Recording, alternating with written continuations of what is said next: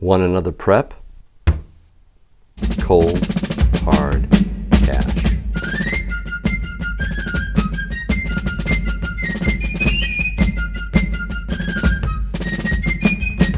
Hey everybody, thanks so much for stopping by Yankee Stacking. This is prep number 5. And it's a simple one, but it's also very simple to ignore. It's cash.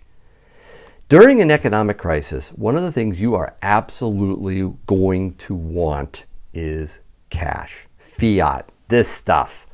You're going to need it.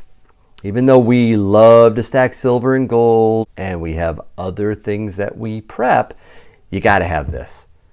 Cash is very important. In fact, when a crisis occurs, one of the first things you're going to see is empty ATMs. How do I know this? Well, Yankee used to work at a bank for a little while, and it was very interesting to hear behind the scenes what would happen during an economic panic.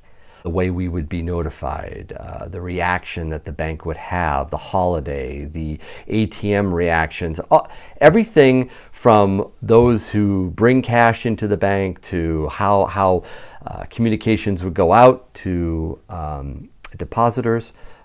It was very eye-opening. So here's the deal. I'm going to tell you right now, to prep appropriately when it comes to this stuff, you need to think of one phrase: be the bank.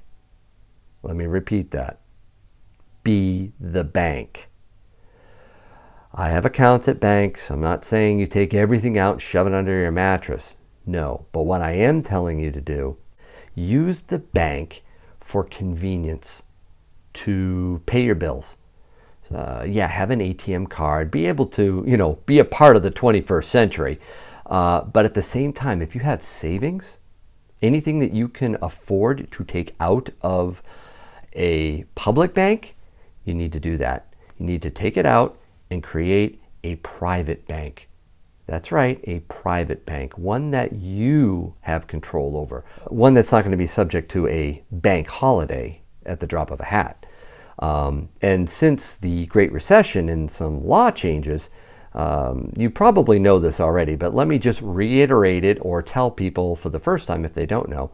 The money that you put in the bank, in the public bank, is technically the property of the bank. Yeah, that's right.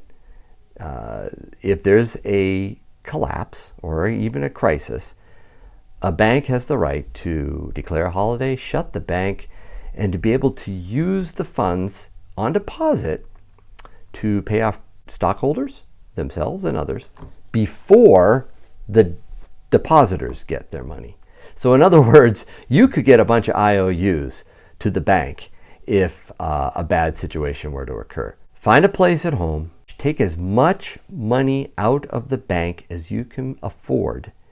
Keeping track of this is very important. Mrs. Yankee Stacking does a phenomenal job of calculating exactly what we have in the public bank and the private bank. She has it in her spreadsheet. She knows exactly where our funds are and where they're allocated to. So if we have a long-term savings for something, if it's education or some trip or whatnot, and we're not going to be needing that for the next few months, it's not in the public bank.